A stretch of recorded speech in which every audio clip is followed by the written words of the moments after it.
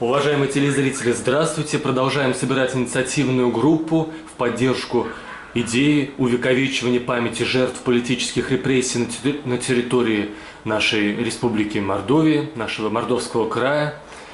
И вот у нас новый, уважаемый участник нашей инициативной группы, кандидат медицинских наук, доцент, заведующий кафедрой нормальной физиологии с курсом биологической и фармацевтической химии Медицинского института Мордовского университета, председатель Мордовского отделения физиологического общества имени Ивана Петровича Павлова, заслуженный работник Высшей школы Республики Мордовия Николай Сергеевич Русейкин. Все правильно, Николай Сергеевич?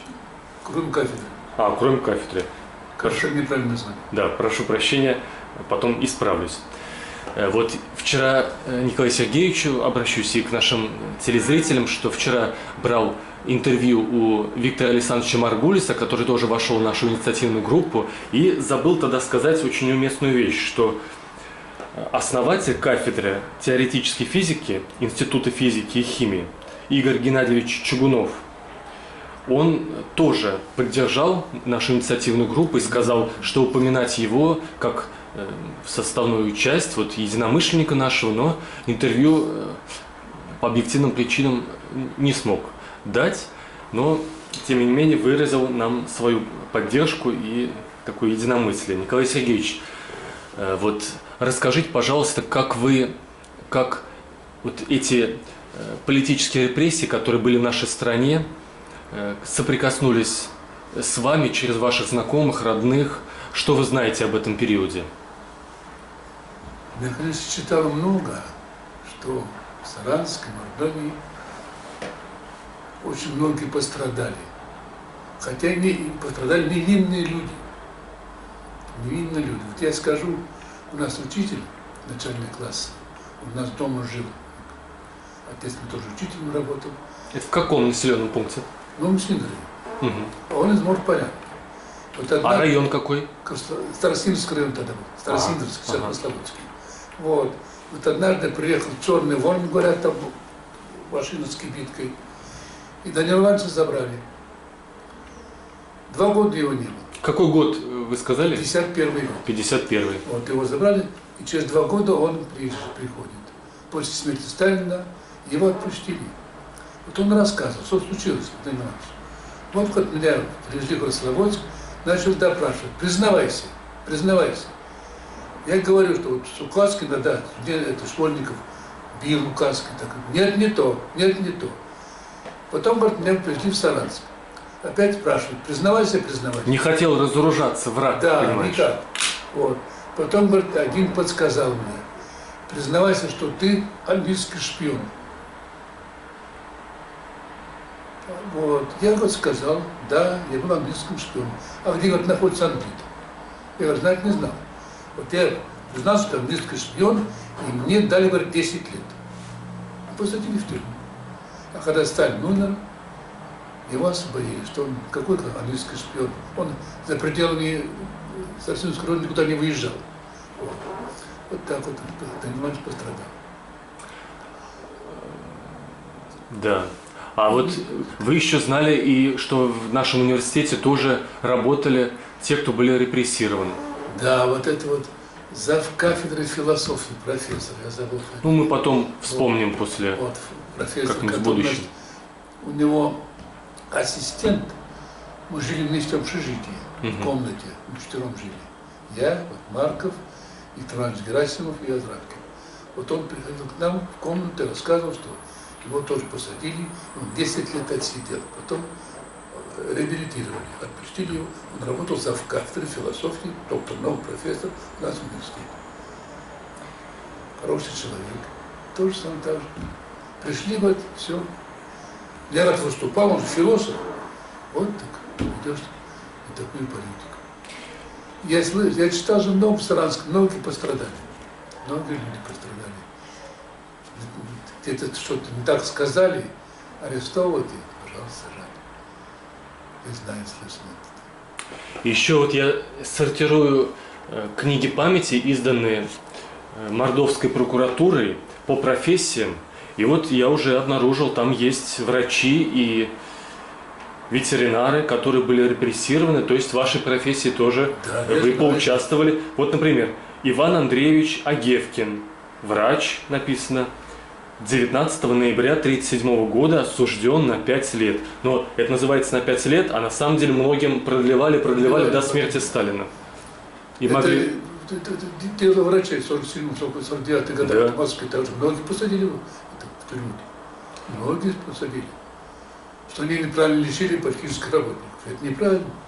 И еще у них был один недостаток у многих из этих врачей, что они были евреи, Николай Да, Сергеевич. евреи, да. А это недостаток, понимаешь, с точки зрения власти был. Вот Тогда. евреи, народ очень умный. Народ очень умный. И многие врачи были евреями, да. У нас тоже вот медфак, когда медфак открыли, здесь многие завкафедры были евреи. Генденштейн, Колос. Были завкафедры гистологии, фармакологии. Работали у нас в университете. Вот у нас, ну не только у нашей инициативной группы, а в целом в стране, у тех, кто занимается увековечиванием памяти жертв репрессий, обычно предлагаются власти как эволюционный путь развития общественного самосознания в области вот такого уважения и исторической памяти. 4 пункта. Мемориальные доски на стенах, вот тех мест жительств репрессированных, откуда они уже уходили и навсегда. Потом памятники в центре города, в котором производились репрессии, для того, чтобы мы не были Иванами, не помнящими родства, должен быть памятник, показывающий, что мы эти тысячи людей расстрелянных помним. Это хорошее дело. И, соответственно, Очень мы хорошее уважительно относимся к их Да, семьям, которым совершенно перечеркнули будущее, Да. которые страдали. Сколько было членов семей, изменников Родины, которым просто испортили судьбу. Судьбу, да, если это же в вузы не брали. Да. Детей их в вузы не брали, да. Еще вот необходимо одно из исторических зданий Саранска переоборудовать или выделить какой-то этаж этого здания под музей памяти жертв репрессий, куда объединить архивы, создать там стенды, экспозиции, чтобы приводили школьников, студентов Это хорошее и просто туристов. Это хорошее дело, чтобы люди знали про этих людей. И как вы Они думаете, Они пострадали ни за что. Ни за что пострадали. а если будут приезжать туристы из других городов и видят, что в центре города Да. такой одновременно уважительный и трагический памятник, наверное, только уважение прибавится к нашим горожанам. Что жители республики помнят своих, которые погибли ни за что. И для них музей создали там с фотографией, там, это хорошее дело. Туда водить школьников на экскурсии. И люди будут ходить. Люди будут ходить туда в музей обязательно. Чтобы лучше понимать наше общество, нашу историю. Конечно, это большое дело. И еще, Хорошее дело. вот около 15 лет назад историки и поисковики и даже прокуратура объединенно обнаружили одно из мест захоронений в Саранске, у Богоявленских родников на юго-западе. И вот там обнаружено более 500 вот расстрельных жертв репрессий, видимо, в основном. И вот тоже предлагается такой как бы инициатива власти, чтобы она услышала, потому что там как бы куча дел у власти у нас, и коммунальные, и в целом социально-экономическое развитие. А еще вот, получается, предлагают уважаемые люди, такие как вы, такую идею, что это нужно, это место захоронения облагородить, создать мемориальный комплекс. И мраморные памятники поставить. Даже еще хорошо было указать фамилии, кто там лежит. Было бы это замечательно было. Замечательно. Люди туда толпой ходили. Еще там сложность для прихода туда, кроме того, что там, по сути, просто участок леса, на котором только приглядевшись и туда подойдя, можно обнаружить, что здесь что-то, какой-то... Дорогу туда сделать, дорогу хорошую и все. Будет нормально. Это очень хорошее дело. Очень хорошее дело. Люди спасибо сказали. Спасибо сказать. Потому что даже очень много людей, которые интересуются историей, которые хотят знать правду нашей истории, в том числе о таких трагических моментах, они в основном даже не знают это место. Вот, Хотя там многие лучшие люди того времени были расстреляны, которые создавали Мордовию, создавали мордовскую культуру, язык, фольклор собирали, переводили крупные произведения на мордовский язык, создавали государственность. Да, это хорошее дело. Николай Сергеевич, вот еще такая тема есть, на которую может ответить только человек, который отдал свою жизнь, посвятил медицинской профессии. Вот такая у нас проблема, в том числе в истории есть, как то, что перед тем, вы тоже упоминали, что перед тем, как эти, как сказать, даже, можно сказать, миллионы людей по всей стране подписывали признательные показания о себе, что они враги, шпионы, террористы, диверсанты. Все, понимаешь, там оказалось, что миллионы людей готовили покушение на Сталина, вот, и никому не удалось, но вот все готовили. И, естественно, это доказано, что они это сделали под пытками. Но вот в этих лагерях и в этих следственных организациях были врачи, которые не могли не знать о том, что пытки происходят, и часть из них помогала пыткам, и часть врачей приглашали, когда человека пытают, он лежит уже при смерти, приглашают врача не для того, чтобы он спас его, а врач знает, для чего его приглашают. Он говорит, что нет, арестованный еще живой, можете продолжать его допрашивать. И его это раз. А есть еще хуже врачи, в кавычках, которые принимали участие в биологических и химических опытах над заключенными. Ну, их заставляли. Их заставляли, но платили повышенную зарплату, я думаю, те, кто сотрудничал, и те, кто спокойно относился к принуждению. Вот если бы вам отдали на перевоспитание вот эти сотни и тысячи врачей, то сейчас, когда вы бы вот им что сказали? Я думаю, таких врачей нет. Чтобы врач убил человека, но это только заставили. Только заставили. Убил человека. Так. Работа врача в чем заключается? Помочь человеку выздороветь. А это убить человека. 6 лет учился, и надо убить человека. Это просто, когда их заставляют. Я вот сам курицу не могу убить. Как и так убить? Помочь — другое дело. А убить — раз не может. Но вы по себе равняете, Николай Сергеевич, так же нельзя по себе равнять. Это же факты, что такие люди были, и которые соучаствовали. Я понимаю, вам хочется... Под нажимом они делали это. Под нажимом. Сам врач добровольно, чтобы убить, такого не может быть. Я не думаю, что такие врачи были. И в том числе биологические и химические опыты, когда проверяли, как происходит отравление, чтобы потом использовать это для покушения на убийство. План Барбаросса в чем заключался? Согласно плану Барбаросса, Гитлер хотел в России оставить 50 миллионов человек, их лекарствами обработать, чтобы они стали психбольными. И они ели траву, как скот, но работали как люди. Вот у них в лагерях такие опыты они проводили же. В Германии такие опыты проводили много. Все, чтобы люди... А в нашей стране, думаете, не проводили, Николай Сергеевич? В нашей стране? Я не знаю. Не знаете. Но не хочется верить в это. Не хочется верить в это. Вот. Ну, якобы где-то я читал, что на юге такая больница была, где тоже испытывали лекарства. Вот, тоже. Берия, в том числе Лаврентий Берия, когда его арестовали, он тоже давал показания, что да, он организовал химическую лабораторию для опытов над заключенными химических. Да, на юге была такая лаборатория, где испытывали лекарства, химические лекарства на людях. Это было такое.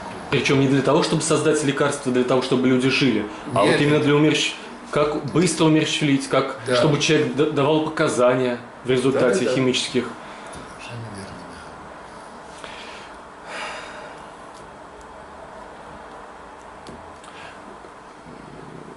как вы считаете, вот мы сталинизм и страх, вот, который нам был, который нас оказывали эти политические репрессии, наше общество преодолело, или частично мы еще живем в том времени и боимся, что это может завтра повториться?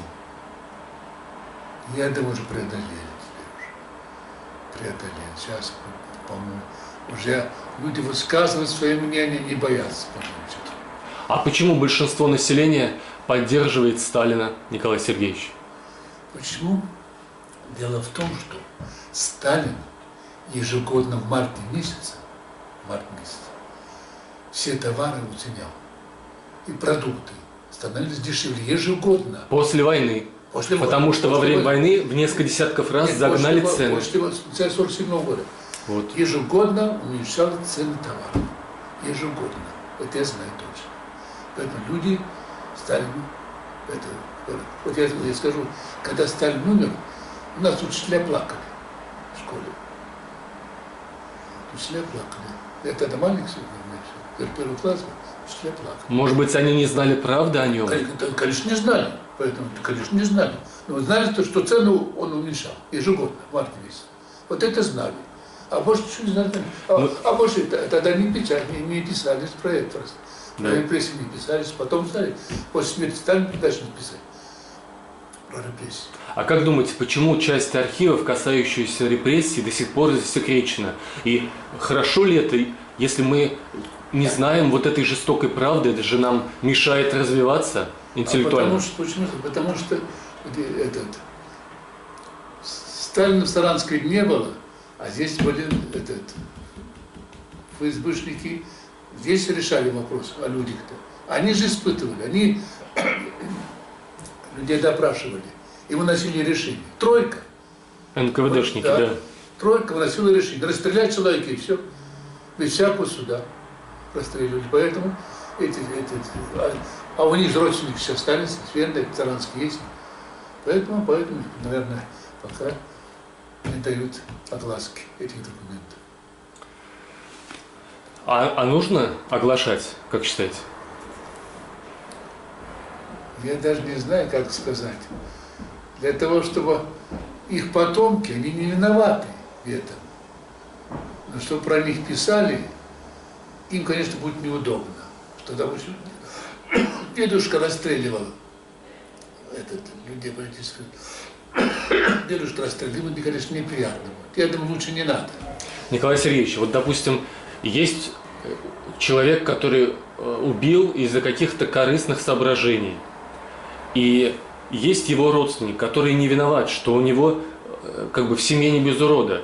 И неужели мы будем засекречивать все уголовные преступления ради того, чтобы не обидеть? То есть мы обижаем семьи репрессированных, скрывая от них правду, для того, чтобы не обидеть человека родного, чтобы он не огорчился, что его родственник, оказывается, не идеальный человек.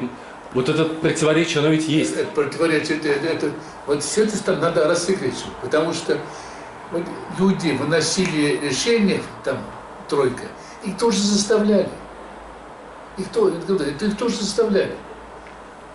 Решение не вынесешь, самого посадят.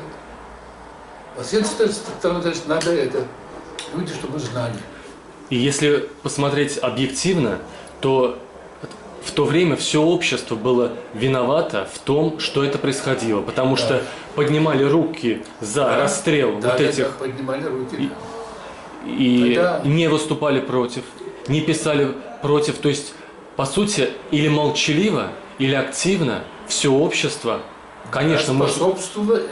Поэтому, если мы можем тогда засекречивать и говорить, ну тогда те, кто поднимали руки за, или те, кто молчали, они могут огорчиться, что они принимали участие, что они жили не совсем, совершали такие плохие поступки.